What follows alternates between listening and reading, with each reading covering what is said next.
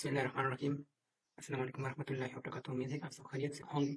जिस तरह आपको पता है कि मिड टर्म की प्रिपरेशन स्टार्ट हुई है, तो हमने भी CS 310 मिड टर्म प्रिपरेशन के लिए हमने भी एक फ़ाइल बनाया है कि जिसके अंदर हमारे पास एमसीक्यूज़ जो सिंपल एमसीक्यूज़ होते हैं और स्टैंड पार्ट मतलब कि जो एब्रीविएशन होते हैं और इसके साथ साथ हमारे पास इसमें शॉर्ट क्वेश्चन और लॉन्ग क्वेश्चन भी होंगे। ये मैंने डिफरेंट डिफरेंट जगहों से प्लेसेस से और स्टूडेंट एक्सपीरियंस जो होते हैं और पास्ट पेपर्स इनसे कलेक्ट करके बना लिया है। तो उम्मीद है कि ये वीडियो या ये लेक्चर आप लोगों के लिए एक हेल्पफुल रहेगी इस एग्जाम में। तो चलिए स्टार्ट कर लेते हैं। सबसे पहले हमारे पास जो पोर्शन है वो एमसीक्यूज का है। जब सबसे पहला जो एमसीक्यूज है वो है पीएचपी स्टैंड फॉर। तो पीएचपी हमारे पास इसकी एब्रीविएशन है PHP hyper text pre processor. ठीक है, बी आंसर जो है ये करेक्ट ऑप्शन है इसमें। फिर सेकंड नंबर पर जो एमसीक्यूज है PHP can create dash dash pages. तो इसमें हमारे पास स्टैटिक, क्रिएटिव और डायनामिक ये तीन ऑप्शन है, लेकिन हमारे पास इसमें जो करेक्ट ऑप्शन है वो है डायनामिक। ये डायनामिक पेजेस हम पीएचपी के जरिए से हम डायनामिक पेजेस क्रिएट कर सकते हैं या पीएचपी की हेल्प से हम डायनामिक पेजेस क्रिएट कर सकते हैं वेबसाइट में। ठीक है, नेक्स्ट है PHP can send and receive data. ठीक है, इसके जरिए से हम सेंड भी कर सकते हैं डेटा को और रिसीव भी कर सकते हैं। तो इसमें जो करेक्ट ऑप्शन है वो है ऑप्शन सी। फिर नेक्स्ट नंबर पर है पीएचपी सिंगल लाइन कमेंट। इसमें हमारे पास दो तरह के कमेंट्स होंगे। ठीक है, एक डबल स्लैश से हम कमेंट बना सकते हैं और एक हैश से। अगर हम हैश यूज कर लें तो भी हमारा कमेंट बन जाएगा पीएचपी के अंदर, और अगर हम डबल स्लैश यूज कर लेंगे तो ये वो भी इसके जरिए से भी हम अपने कमेंट्स बना सकते हैं पीएचपी में और डिस्क्राइब कर सकते हैं अपना कोड। हैश और डबल स्लैश ये हम सिंगल लाइन के लिए यूज कर सकते हैं, सिंगल लाइन कमेंट के लिए। और जो मल्टीपल लाइन कमेंट होते हैं वो हम ये बी ऑप्शन जो है ये हम यूज कर लेंगे। ठीक है, स्लैश स्टेरिक फिर स्टार और फिर इसके बाद दोबारा से स्लैश। इसके अंदर हम कुछ भी लिख ले तो ये हमारे पास कमेंट में आ जाएंगे। नेक्स्ट देख लेते हैं which which is the correct PHP code. अच्छा, इसमें जो करेक्ट ऑप्शन है ये लास्ट ऑप्शन है डी आर। अच्छा, इसका मतलब है कि हम ये ई को अगर कैपिटल में हो, रैंडम हो कुछ, मतलब कि कुछ लेटर कैपिटल कुछ स्मॉल में हो, और फिर लास्ट में मैंने ये थर्ड नंबर पर दिया है कि ई को सारे के सारे स्मॉल लेटर में है। ठीक है, तो हम किसी भी तरह के लिख लेंगे, किसी भी तरह के से हम ये रन कर सकते हैं। ठीक है, अगर हमारे पास कैपिटल में हो, स्मॉल में हो या कैपिटल और स्मॉल दोनों में हो तो हमारा कोड रन हो जाएगी। और इसके साथ साथ मैं एक बात और भी ऐड करूं कि ये मैंने डबल कोटेशन लगाया, अगर मैं यहाँ पे सिंगल कोटेशन लगाऊं तो भी हमारा कोड आउटपुट में आ जाएगी। पीएचपी वेरिएबल और केस सेंसिटिव, ये ट्रू है। ये पीएचपी के अंदर जो हमारे पास वेरिएबल होते हैं वो केस सेंसिटिव होंगे। How many data types PHP support, यहाँ पे मैंने लिखा है how many data type dash dash dash 7 data type. ठीक है, how many data types, there are 7 data types in PHP. ठीक है, फिर इसके बाद है in PHP the double quotation indicate sire like this. अगर मैं डबल कोटेशन के अंदर किसी ने की नेम दूं, वैल्यू दूं या नंबर दूं तो इसका मतलब होगा स्ट्रिंग। ठीक है, which of the following statement is used to execute some code if one of the several condition is true। अगर हमारे पास बहुत ज्यादा कंडीशन हैं, ठीक है, और इनमें से सिर्फ एक ही जो कंडीशन है वो ट्रू होगा है हमारे पास, तो इसके लिए हम एफ एल्स ये स्टेटमेंट चलाएंगे। यहाँ पे मैंने ड्रा भी कर दिया है, आप देख सकते हैं कि अगर हमारे पास हमने एफ कंडीशन के अंदर एफ के अंदर एक कंडीशन दे दिया, ठीक है, और ये हमारे पास रॉन्ग है, फिर इसके बाद मैंने एल्स एफ दिया और इसके अंदर जो कंडीशन में दे रहा हूँ ये भी रॉन्ग है, और लास्ट में मैं एल्स लिख लेता हूँ। और अगर ये दो जो ऊपर दोनों कंडीशन रॉन्ग है ना, यहाँ पे मैंने लिखा भी है if the above condition are wrong, अगर ये जो ऊपर दो कंडीशन है ये रॉन्ग है तो लास्ट वाली कंडीशन ये लिखा है मैंने कि फ्रंट में, तो ये फ्रंट हो जाएगी अगर ये दोनों रॉन्ग हो। लेकिन अगर इसमें से कोई भी करेक्ट है तो वो फिर चलेगी। ठीक है, वो आउटपुट में आ जाएगी अगर इनमें से कोई भी करेक्ट ऑप्शन हो। लेकिन अगर इन दोनों में से कोई करेक्ट ना हो तो ये लास्ट वाले जो स्टेटमेंट है ये खामखा चलेगी। ठीक है, next in PHP this is used to mark the end of the statement. हर स्टेटमेंट के बाद हमें सेमीकोलन लिखना चाहिए, तो ये इंडिकेट कर देता है कि हमारे पास ये जो स्टेटमेंट है ये खत्म हो गई। तो इसका मतलब है कि पीएचपी के अंदर हम सेमीकोलन यूज कर लेते हैं इस मकसद के लिए कि हमारे पास ये जो स्टेटमेंट है वो ये खत्म हो गई। To destroy the session and PHP we use session destroy pair, ये राउंड ब्रैकेट। ठीक है, ये हम यूज कर लेते हैं ये फंक्शन सेशन डिस्ट्रॉय करने के लिए। और फिर नेक्स्ट नंबर पर है in PHP session variable are set with the PHP global variable. हम किसके साथ सेट कर लेते हैं, डॉलर साइन के साथ, dollar underscore session. In which of the following loop first the body of loop is executed and then condition is check. इनमें से कौन सा लूप चलेगा? सबसे पहले ये लूप चलेगा और फिर इसके बाद बॉडी की जो कंडीशंस होंगी वो चेक कर लेगा। तो इनमें से कौन सा लूप होगा? वो है do while loop. Do while loop पहले एक बार चलेगा, ठीक है, एग्जीक्यूट होगा और फिर इसके बाद वो कंडीशंस को चेक कर लेगा, ठीक है। फिर नेक्स्ट नंबर पर है in PHP a session started with the session start underscore start around brackets. तो इसके साथ सेशन स्टार्ट हो रहा है, ठीक है। नेक्स्ट नंबर पर है the character that is used in format parameter string update function of PHP for representing a month is month के लिए जो मंथ रिप्रेजेंट कर रहा है PHP के अंदर, ठीक है, डेट फंक्शन में, तो वो m है और y ईयर को रिप्रेजेंट कर रहा है, डे को रिप्रेजेंट कर रहा है। अगर इनमें से कोई भी आपको आ जाए ना कि मंथ के लिए कौन सा रिप्रेजेंटेशन होगी m, ईयर के लिए y, डे के लिए d, ठीक है। तो इस एमसीक्यू से आप ये 3 एमसीक्यूज क्लियर कर सकते हैं। What is the correct syntax of writing include statement in PHP from the following? तो इनमें से कौन सा इंक्लूड स्टेटमेंट है PHP के अंदर, ठीक है।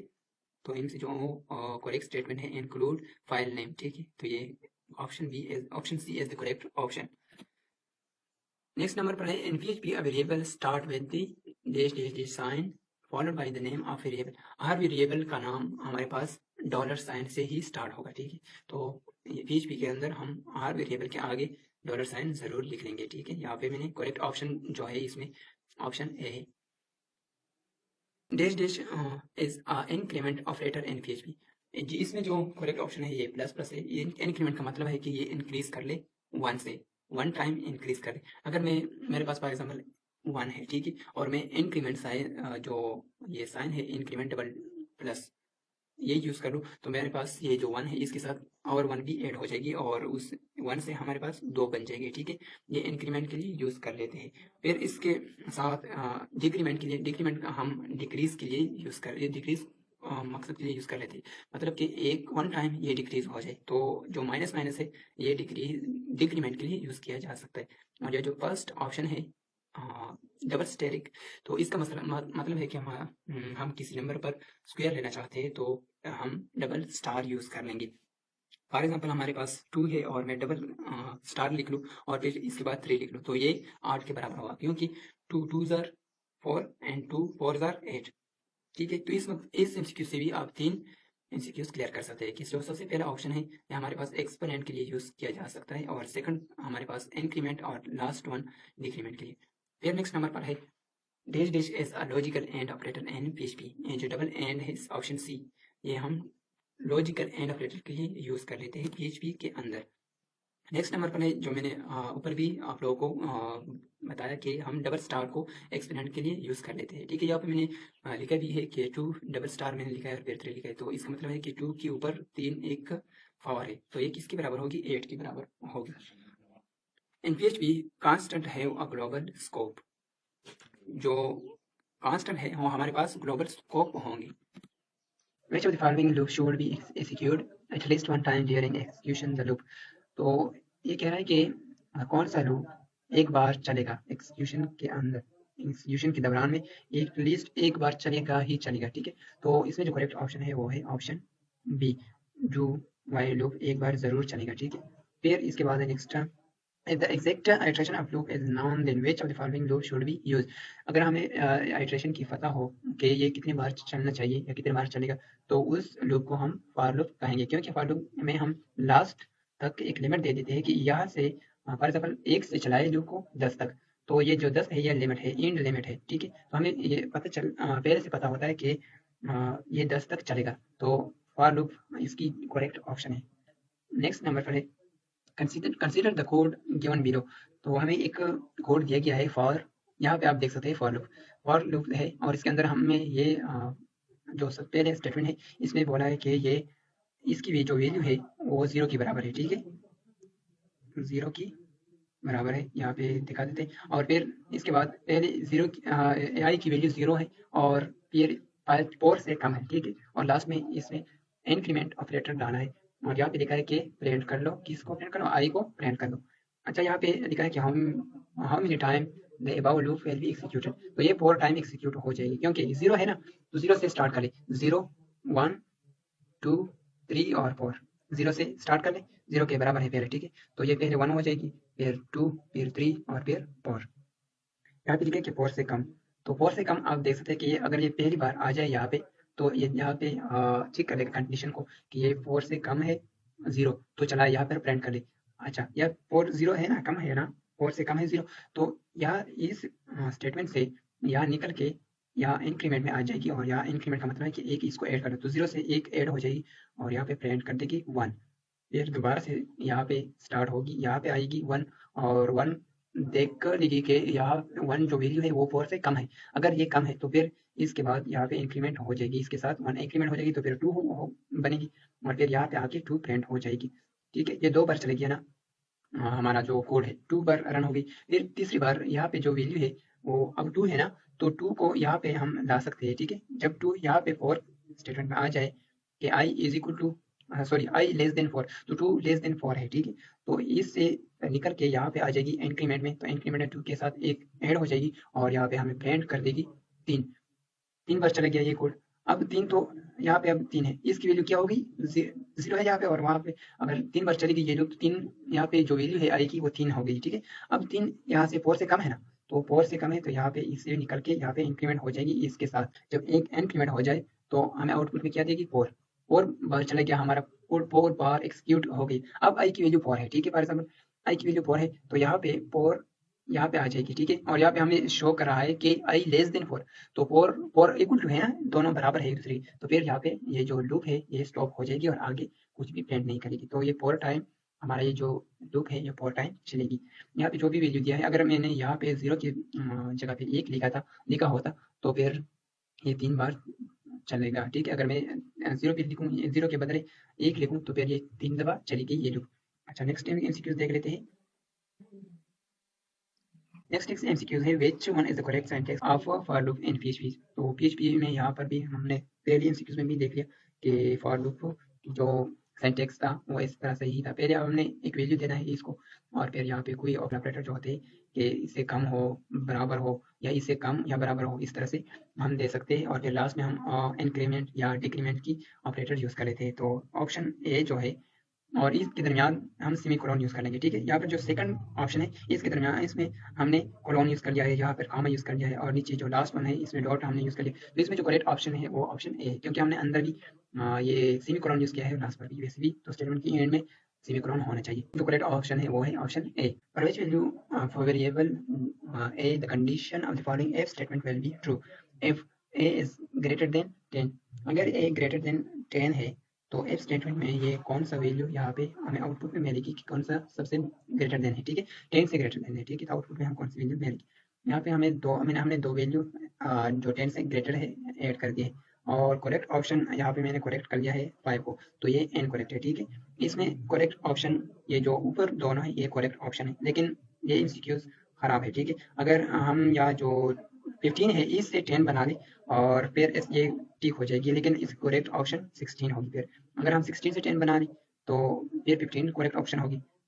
इसमें जो करेक्ट ऑप्शन है वो आर है, आई होगी, हमें वो डिस्प्ले होगी जो 10 से ऊपर हो, वो नंबर। लेकिन हमने यहाँ पे 2 नंबर डाले, तो 2 नंबर मुमकिन ही नहीं है कि हमें 2 नंबर आउटपुट में दे, ठीक है। तो मैं इंशाल्लाह रिकवर कर लूँगा इस एमसीक्यूज को, और यहाँ पे मुझसे मिस्टेक हो गई है। तो इसमें जो करेक्ट ऑप्शन है वो नंबर है जो 10 से ग्रेटर हो। नेक्स्ट देख रहे थे, what will be the output of the following code segment.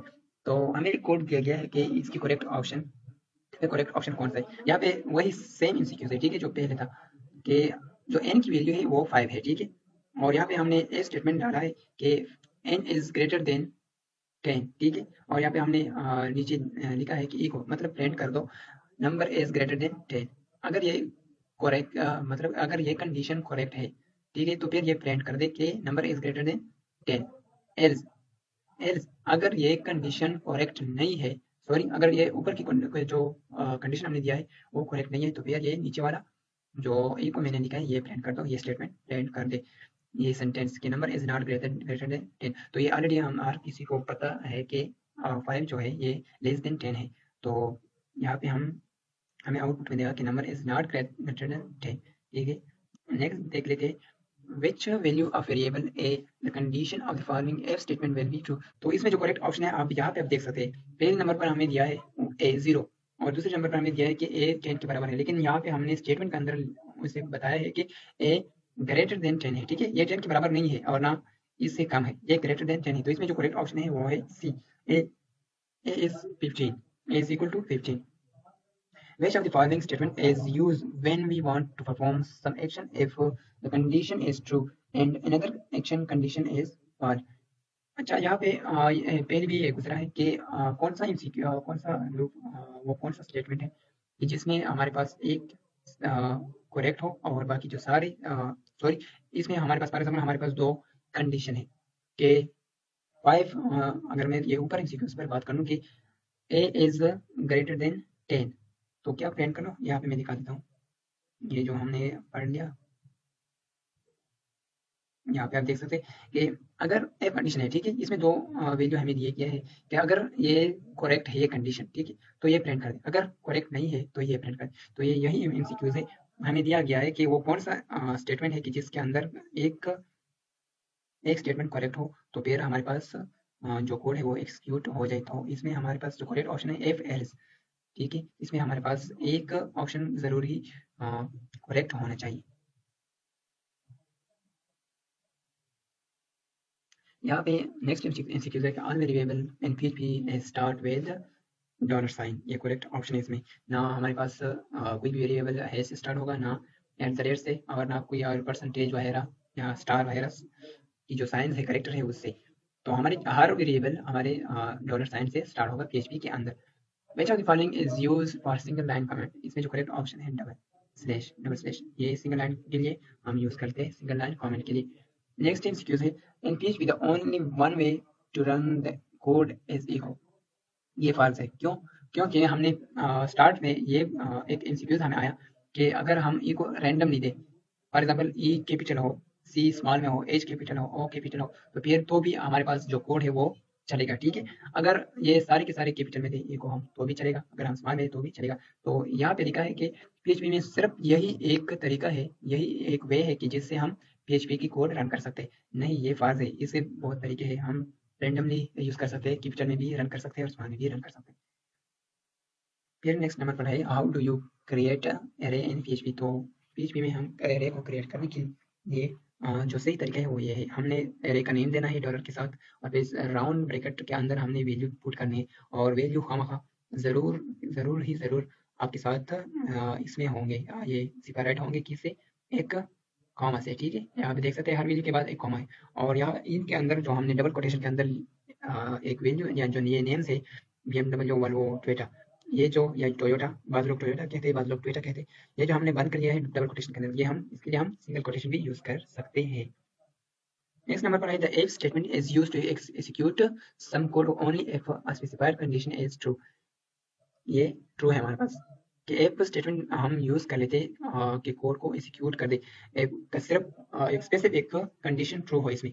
तो अगर हमारे पास एक स्पेसिफिक कंडीशन ट्रू हो तो इसमें हम इसके लिए हम इफ स्टेटमेंट यूज कर सकते थे। अच्छा, ये मैं जो डिस्क्रिप्शन कर रहा हूँ ये ट्रांसलेशन नहीं है, ठीक है, इनकी ट्रांसलेशन नहीं, ये मैं इजाफी कंसेप्चुअली ट्रांसलेशन कर रहा हूँ, एक डिस्क्रिप्शन कर रहा हूँ, इसकी डिस्क्राइब कर रहा हूँ। ये भी बोलूँगा मैं, ये बोलूँगा कि इसकी एक तशरीह है, ये वर्ड बाय वर्ड इसकी जो ट्रांसलेशन है वो नहीं है, ठीक है, जो मैं ये बोल रहा हूँ। यहाँ पे जो कुछ लिखा हो मैं वर्ड बाय वर्ड इसकी आप लोग की ट्रांसलेशन करना, नहीं ये ऐसा नहीं है, ठीक है। यहाँ पे मैं डायरेक्ट इससे फॉर एग्जाम्पल यहाँ पे अगर MCQ है तो मैं डायरेक्ट आप लोगों को बताऊंगा कि ये जो ऑप्शन है, ये जो ऑपरेटर है, ठीक है, तो ये किन किन चीज़ों को चेक कर लेता है, ये वैल्यू को भी चेक कर लेता है और डेटा टाइप्स को भी चेक कर लेता है कि ये स्ट्रिंग है या कांस्टेंट है या कोई और टाइप है इसकी। तो ये डेटा टाइप भी चेक कर लेता है, जो ट्रिपल इक्वल टू है, ये डेटा टाइप भी चेक कर लेगा और इसके साथ साथ वैल्यू भी चेक कर लेगा। ये जो ऑप्शन ए है ये सिर्फ वैल्यू को चेक कर लेता है कि ये बराबर है या नहीं, लेकिन जो थर्ड ऑप्शन है, सॉरी सेकंड ऑप्शन है, ये डेटा टाइप और वैल्यू दोनों को चेक कर लेता है। तो यहाँ पे अभी यह लिखा है कि विच ऑपरेटर इज यूज, वो कौन सा ऑपरेटर है जो हम यूज कर लेते हैं किसके लिए, कि जो चेक कर लेता है दोनों if two value are equal, अगर दो वैल्यू इक्वल है इसको भी चेक कर लेता है, एंड सम अब सेम डेटा टाइप और सेम डेटा टाइप भी हो, वो कौन सा ऑपरेटर है कि वो दोनों ये चीजें चेक कर लेता है कि इसकी वैल्यू इक्वल है या नहीं और डेटा टाइप सेम है या नहीं। तो इसके लिए हम ऑप्शन बी जो है ये यूज कर लेते हैं। नेक्स्ट नंबर पर है which of the following information about header, path and script location। हमारे पास ये जो $_ सर्वर है ये हमें ये इन्फॉर्मेशन दे देता है, हेडर्स की, पाथ, स्क्रिप्ट और लोकेशन सबकी, हमें स्क्रिप्ट की जो लोकेशन है वो सब की इन्फॉर्मेशन हमें ये दे देता है। और फिर नेक्स्ट नंबर पर है, यहाँ पे भी पोर्ट लिखा है, यहाँ पर भी पोर्ट लिखा है, काउंट में थोड़ा हल्की मिस्टेक है। अच्छा next MCQs, what are the correct way to add one to the count variable, ठीक है। हम कौन सा करेक्ट वे है कि हम वेरिएबल को एक ऐड कर दे, ठीक है, वन बाई वन काउंट हमें हमारे पास वो वैल्यू इंक्रीज हो जाए, तो इसकी करेक्ट ऑप्शन ये है, ठीक है। और जो इंक्रीमेंट के लिए हम यूज़ कर रहे थे, और अगर हम हमारे ये ऐसा आया आप लोगों को कि यहाँ पे हमने किया क्या ऐड, और अगर यहाँ पे माइनस लिखा होता या डिक्रीज लिखा होता तो आप लोगों ने फिर इसके बदले यहाँ पे डबल माइनस वाला साइन आके तो वो उसको फिर सेलेक्ट कर लेना। लेकिन अभी ऐड की ऑप्शन है कि ऐड कर रहा हूँ एक one by one value add कर रहा हूँ आर इन एग्जीक्यूशन के बाद, तो वो है काउंट प्लस प्लस। फिर नेक्स्ट नंबर पर है PHP can be run on Microsoft window IIS, इसका मतलब है internet information server. IIS stand for internet information server. PHP can be run on Microsoft window, तो ये माइक्रोसॉफ्ट विंडो पर हम रन कर सकते हैं, ये ऑप्शन ट्रू है। The die and exact function do the exact same act, ये दोनों एक सेम एक्ट मतलब एक्शन परफॉर्म कर लेता है, एक्ट परफॉर्म कर लेता है, ये ट्रू है। और इसके बाद नेक्स्ट सीक्वेंस है which of this variable have illegal name, इसमें से कौन सा वेरिएबल है कि जिसकी नेम इलीगल हो। तो ये जो ऑप्शन ए है ये भी लीगल है, ठीक है, हम अंडरस्कोर यूज कर सकते हैं। और ऑप्शन बी ये भी लीगल है, हम कैमल केस यूज कर सकते हैं फिर। और जो लास्ट ऑप्शन है ये हम यूज नहीं कर सकते, ये इलीगल है, ठीक है। हाइपन, हाइपन को हम नेम के अंदर यूज नहीं कर सकते, किसी भी वेरिएबल की नेम के अंदर हाइपन यूज ना करें PHP कोड को लिखने के लिए, ठीक है। नेक्स्ट नंबर पर है the set cookies function must appear before the HTML tag, ये ट्रू है, ये स्टेटमेंट ट्रू है, ठीक है। And PHP can we use single and double quotes या कोटेशंस फॉर स्ट्रिंग, हम सिंगल और डबल दोनों यूज कर सकते हैं स्ट्रिंग के लिए, स्ट्रिंग को बनाने के लिए, स्ट्रिंग को लिखने के लिए हम सिंगल और डबल कोटेशन दोनों यूज कर सकते हैं, ये भी करेक्ट है। फिर नेक्स्ट नंबर पर है include file must have file extension time dot INC, ये फाल्स है। What is the correct way to include the file time.inc, तो जो करेक्ट वे है इसकी वो कौन सा है, वो जो सब ऑप्शन ए है, आपने ब्रैकेट्स लिखना है और फिर जो क्वेश्चन मार्क है ये लिखिए PHP और फिर इसके बाद इंक्लूड और डबल कोटेशन के अंदर time.inc। नेक्स्ट नंबर पर है what what is the correct way to create a function in PHP में एक फंक्शन को क्रिएट करने के लिए करेक्ट वे कौन सा है। तो ये मैंने ऊपर भी कुछ फंक्शन आप लोगों को दिखा दिए कि हम फंक्शन कैसे लिख सकते हैं। इसमें जो करेक्ट ऑप्शन है ये ऑप्शन बी है। सबसे पहले आप लोगों ने फंक्शन लिखना है, फिर फंक्शन का नेम लिखना है और फिर राउंड ब्रैकेट्स आपने डाल देने हैं। नेक्स्ट नंबर पर है PHP allow you to send mail directly from script, तो ये करेक्ट है, आप डायरेक्टली ये कर सकते हैं ईमेल सेंड, ठीक है, PHP में। What is the correct way to open a file? Open the file time.txt is already given, ठीक है। तो इसमें करेक्ट ऑप्शन कौन सा है, F ओपन मतलब फाइल ओपन, time.txt ये फाइल की जो एक्सटेंशन है वो है, और डॉट फिर कॉमा और फिर डबल क्वेश्चन के अंदर R, तो इसका मतलब रीड, ठीक है, आप यहाँ पे रीडेबल। तो इसके बाद जो नेक्स्ट नंबर पर है हमारे पास MCQs, वही PHP allow you to send, ये वही MCQs है कि हम स्क्रिप्ट से डायरेक्टली मेल पास कर सकते हैं PHP के जरिए, ठीक है। फिर नेक्स्ट नंबर पर है PHP script. PHP script are surrounded by delimiters which, वो कौन सी डिलीमीटर्स है मतलब सिंटैक्स है PHP के हम कि जिसके अंदर हम PHP की कोड लिख सकें। तो PHP की कोड लिखने के लिए हम एंड यूज नहीं कर सकते, ठीक है। और फिर जो नेक्स्ट नंबर पर है स्क्रिप्ट, ये भी हम यूज नहीं कर सकते, ये हम जावा स्क्रिप्ट के अंदर यूज कर लेते हैं। और लास्ट नंबर पर जो है ये हम लिखा है कि ब्रैकेट या लेस देन, और फिर इसके बाद है साइन अप क्वेश्चन या क्वेश्चन मार्क, और फिर इसके बाद PHP पेयर ब्रैकेट, और फिर इसके अंदर हम किसी कोई भी कोड लिख के फिर बाद में हम इसको बंद भी कर सकते हैं, एंड आपको जो टैग है वो भी हम लिख सकते हैं। तो जो इसकी करेक्ट ऑप्शन है वो ये है ऑप्शन सी।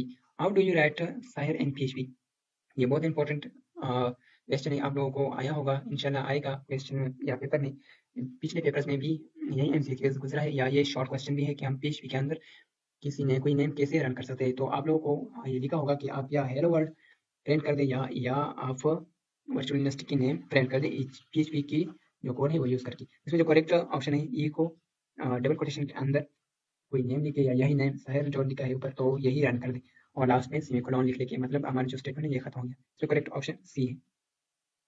नेक्स्ट एमसीक्यूज है PHP syntax is more similar to Perl and C। ये Perl और C से बहुत ज़्यादा मिलते जुलते हैं PHP की syntax। All variable ये ऊपर भी गुजरा है। All variable must start with the dollar sign। Next number पर है when using the post method variable are displayed in URL। जब हम पोस्ट मेथड को यूज करते हैं, ठीक है, तो वेरिएबल डिस्प्ले हो रहे हैं क्या किसमें, यूआरएल के अंदर, तो ये शो नहीं हो रहा है, ठीक है, डिस्प्ले नहीं हो रहा है, ये फाल्स है। How do you get information from a form data is submitted using get method. हम इसके लिए ये यूज कर सकते हैं, ठीक है, dollar at the rate sorry dollar underscore get और फिर जो बड़ी ब्रैकेट है ये यूज कर स्क्वायर ब्रैकेट हम इसको कह सकते हैं। इसलिए जो करेक्ट ऑप्शन है ये ऑप्शन बी।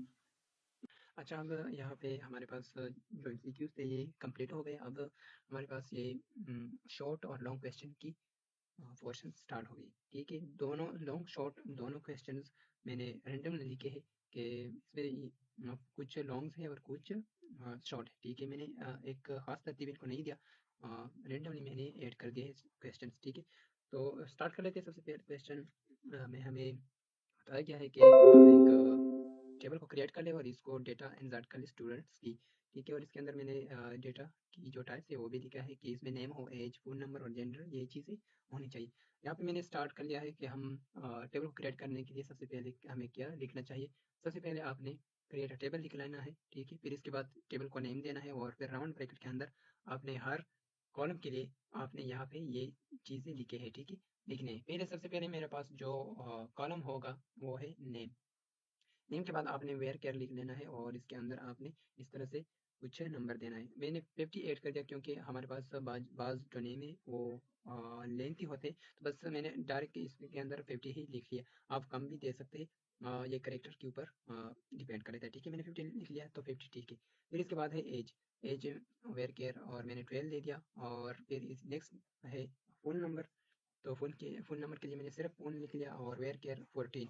14 करेक्टर होते हैं या इससे कम नंबर में। और फिर लास्ट पर है जेंडर, जेंडर में मैंने एक करेक्टर डाला है, एक नंबर। तो इसका मतलब है कि इसमें सिर्फ हम एक ही लेटर लिखेंगे, या एम या एफ, एम फॉर मेल और एफ फॉर फीमेल, ठीक है। फिर इसके बाद नेक्स्ट आपने एडिटर के अंदर आपने डेटा कैसे एंटर कर लेना है, तो उसके लिए भी मैंने यहाँ पे लिखा है कि इंसर्ट इनटू स्टूडेंट डेटा। तो यहाँ पर जो टेबल की नेम है स्टूडेंट डेटा, ठीक है। तो ये नेम लिख लेना है आप लोगों ने और फिर राउंड ब्रैकेट के अंदर यही लिख लेना है, ठीक है। ये कॉलम्स नेम जो है वो लिख लेने हैं। सबसे पहले नंबर पर हमारे पास नेम है तो पहले आपने वैल्यूज लिख लेना है और पहले नंबर पर जिस तरह यहाँ पे नेम है तो हम पहले नंबर पर नेम ही लिखेंगे। फिर सेकंड नंबर पर हमारे पास एज है तो हम यहाँ पर एज पुट कर लेंगे। और थर्ड नंबर पर फ़ोन नंबर है तो हम फ़ोन नंबर भी ऐड कर लेंगे। लास्ट पे जेंडर है तो मैंने जेंडर ऐड कर दिया है एम। और फिर राउंड ब्रैकेट को क्लोज कर ले और लास्ट में आपने कॉमा लिख लेना या फिर आपने सेमीकोलन नहीं लिखना, ठीक है। फिर जो नेक्स्ट रो है हमारे पास, नेक्स्ट रो के अंदर हमारे पास सबसे पहले नंबर पर पेयर नेम है होगा और फिर एज, नंबर और फिर लास्ट में जेंडर। आप देख सकते हैं कि हमने एक प्रॉपर तरीके से हमने ये डेटा भी एंटर कर लिया दूसरे स्टूडेंट की और लास्ट में कॉमा लिख लिया। एक थर्ड स्टूडेंट है इसकी भी डेटा मैंने एंटर कर लिया और ये लास्ट रो है हमारे पास, तो मैंने लास्ट में क्या लिखा, सेमी कोलन। तो आप लोगों ने लास्ट रो के अंदर आपने खामखा सेमी कोलन ही लिख लेना है। तो ये इससे हमारे पास एक टेबल क्रिएट होगा और इसके अंदर 4 रोज होंगी। 3 तो ये रोज है जो जिसके अंदर हमने स्टूडेंट डेटा रखा है और सबसे पहले जो रो होगा वो हमारे पास यही रो होगा, ठीक है। नेम, एज, फोन नंबर और जेंडर। उम्मीद है कि आप लोगों को टेबल को क्रिएट करने की समझ आई होगी। चलते हैं नेक्स्ट क्वेश्चन की तरफ। Write a PHP program code front a virtual university. तो आप लोगों ने क्या कर लेना है, इस क्वेश्चन के अंदर हमसे पूछा गया है कि आप लोग ऐसा कर ले कि एक PHP प्रोग्राम लिख ले या कोड लिख ले, ठीक है, और प्रिंट कर दे वर्चुअल यूनिवर्सिटी। ये वर्ड आपने प्रिंट कर लेना है। तो कैसे प्रिंट कर सकते हैं, हमने लेस देन सिंबल लिख लेना है, साइन ऑफ क्वेश्चन, ये जो क्वेश्चन मार्क है ये लिख लेना है PHP। और फिर इसके बाद आपने ई को लिख लेना है और डबल राउंड ब्रैकेट के अंदर आप ये लिख सकते हैं सिंगल कोटेशन या डबल कोटेशन, आप कोई भी लिख सकते हैं। इसके अंदर आप नेम लिख ले वर्चुअल यूनिवर्सिटी, लास्ट में सेमीकोलन और फिर क्वेश्चन मार्क और फिर ग्रेटर देन, ठीक है। तो आपके पास आउटपुट में वर्चुअल यूनिवर्सिटी आएगी, डिस्प्ले होगी। नेक्स्ट क्वेश्चन की तरफ चलते हैं। Explain data type with example. तो हमें बताया गया है कि आप डेटा टाइप एक्सप्लेन कर दें और एग्जांपल के साथ कुछ एग्जांपल भी हमें दे दें। तो data type is a classification of data based on its format, size and set of value which we support the following data types.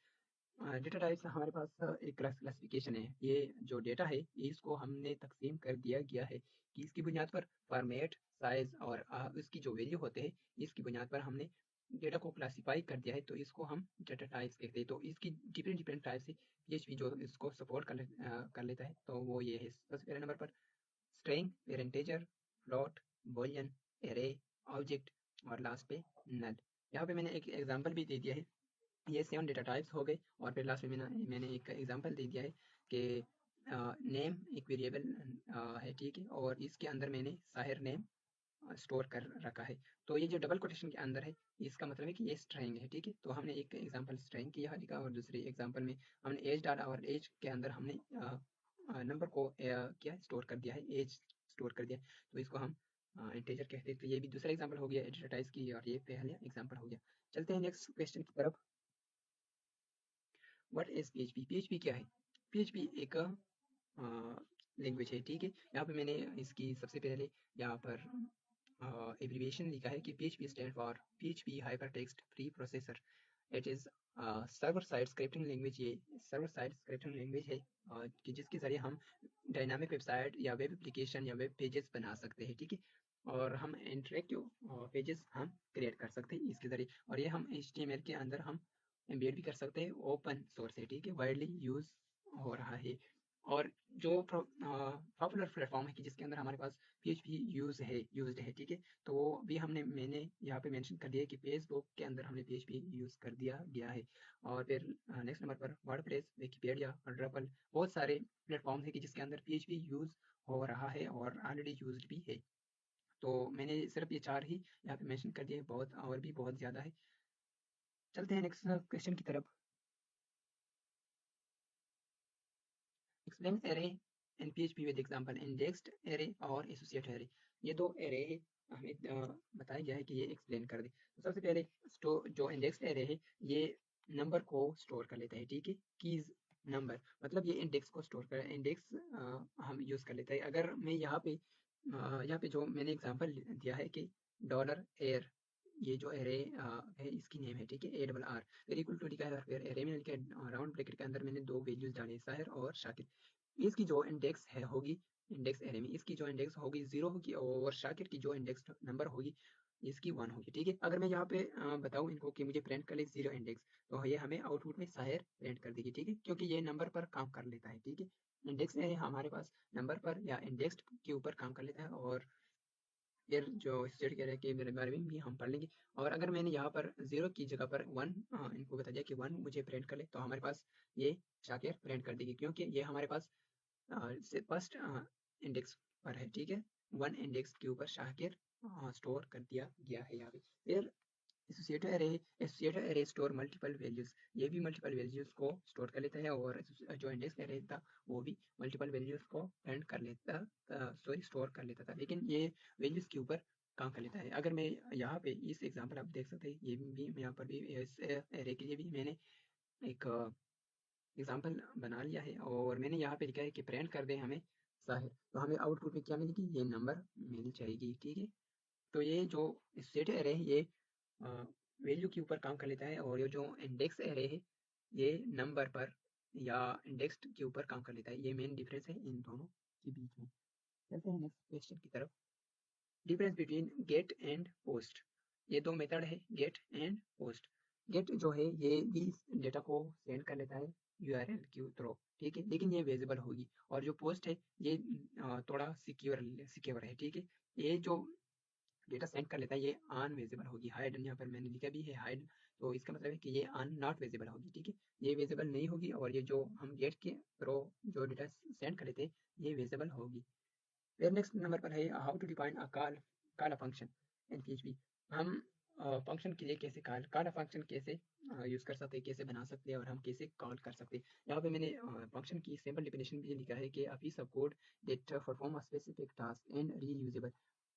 A piece of code जो एक टुकड़ा, कोड की एक टुकड़ा के जो एक स्पेसिफिक टास्क को परफॉर्म कर लेता है और वो रीयूजेबल भी होगी, तो इसको हम फंक्शन कहते हैं। ठीक है, यहाँ पे मैंने एक एग्जांपल भी लिखा है कि फंक्शन, यहाँ पे मैंने एक ग्रीट जो मतलब ये एक ऐसा एग्जांपल मैंने लिखा है कि यूजर को ग्रीट कर लेता है, ग्रीटिंग कर लेता है। ठीक है, और यहाँ पे मैंने सबसे पहले फंक्शन लिखा है, फिर फंक्शन नेम ग्रीट लिखा है। ठीक है, और इसके अंदर मैंने लिमिट डाला है, और यहाँ पे मैंने बताया है कि प्रिंट कर दो अस्सलाम वालेकुम और फिर नेम प्रिंट कर दो। ठीक है, तो नेम के अंदर हम जो भी वैल्यू कॉल कर देंगे ना, तो हमारे पास आ जाएगी आउटपुट में। अगर मैंने फॉर एग्जांपल साहिर को प्रिंट कर दिया, सॉरी कॉल कर दिया साहिर को, मैंने यहाँ पे साहिरुल्लाह को कॉल कर दिया है, इस नेम को साहिरुल्लाह वैल्यू यहाँ पे दे दिया है, तो हमारे पास आउटपुट में क्या आएगी, अस्सलाम वालेकुम साहिरुल्लाह। ठीक है, ये कॉल है या इस पोर्शन को हम कॉलिंग कहते हैं, और इसके अंदर जो हम यहाँ पे दे देते हैं इसको हम आर्गुमेंट कहते हैं।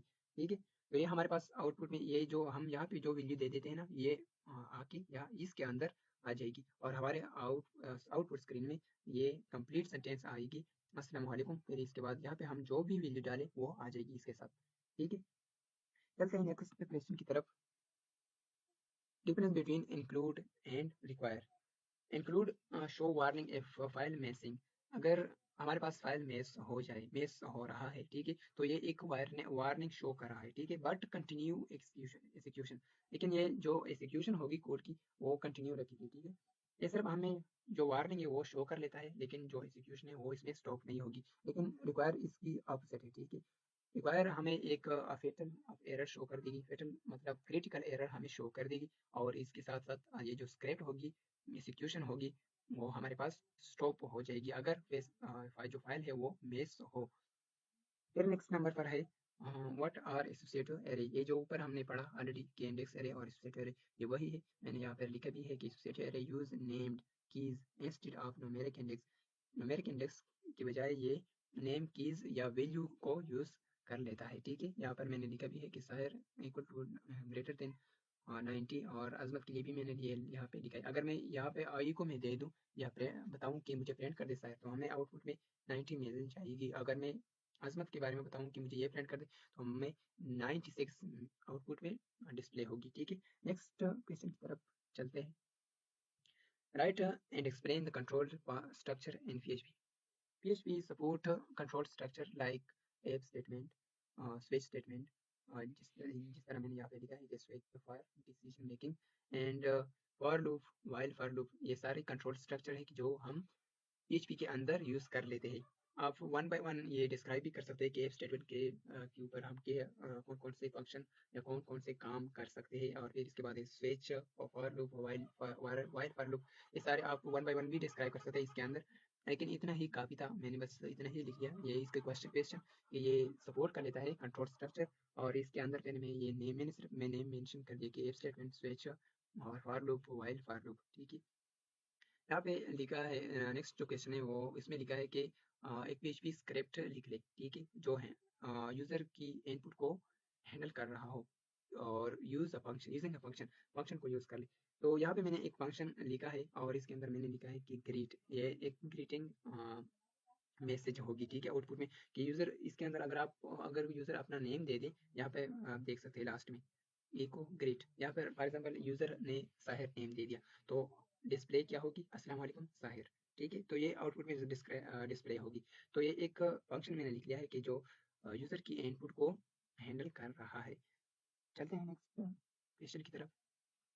शॉर्ट नोट, तो इसके ऊपर आप शॉर्ट नोट इस तरह से लिख सकते हैं। आप इसे लंबे भी बना सकते हैं, और या इसे सिंपल भी आप लोग बना सकते हैं। सबसे पहले नंबर पर मैंने कांस्टेंट लिखा है। कांस्टेंट बेसिक आप लोग सबको पता होगा कि कांस्टेंट एक फिक्स वैल्यू होगी, ये अनचेंजेबल होगी। ठीक है, और फिर इसके नेक्स्ट नंबर पर है array. Array store a multiple value in one variable, ये मल्टीपल वैल्यू को स्टोर कर लेता है लेकिन एक ही वेरिएबल के अंदर। और फिर फंक्शन है कि ये पीस ऑफ कोड होता है जो स्पेसिफिक टास्क को परफॉर्म कर लेता है, और ये जो कोड है ये रीयूजेबल है, बार बार हम यूज कर सकते हैं। अगर हम कॉल कर जितने टाइम हम कॉल कर लेंगे ना, तो उतने ही टाइम हमारे पास ये चलेगी। फिर इंक्लूड है, रिक्वायर है, ये हमने ऑलरेडी ऊपर पढ़ लिया कि ये जो इंक्लूड है ये कंटिन्यू रखेगी एग्जीक्यूशन को अगर फाइल फाउंड नहीं है, अगर फाइल मिसिंग हो रहा है। और जो रिक्वायर है ये एग्जीक्यूशन को स्टॉप कर देगी अगर फाइल मिस्ड हो। फिर जो गेट है ये भी हमने पढ़ लिया कि इसमें ये दोनों गेट और पुश दोनों डेटा को सेंड कर रहा है, लेकिन जो गेट है इसके अंदर हमारे पास डेटा विजिबल होगी यूआरएल के अंदर, और जो पोस्ट है इसकी जो डेटा है होगी वो अनविजिबल होगी। चलते हैं नेक्स्ट क्वेश्चन की तरफ।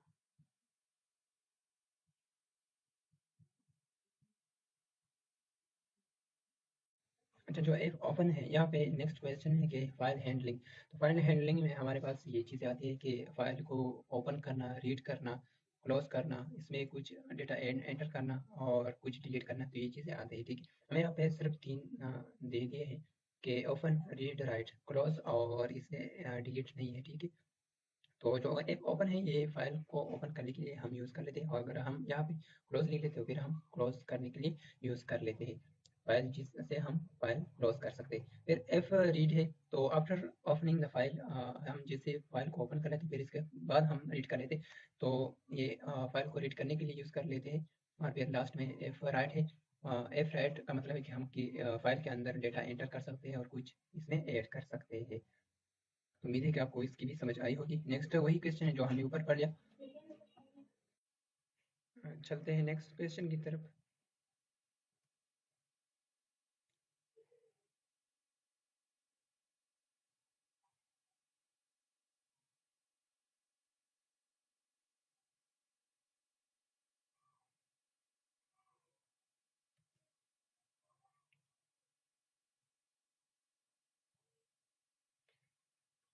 उम्मीद है कि आप लोग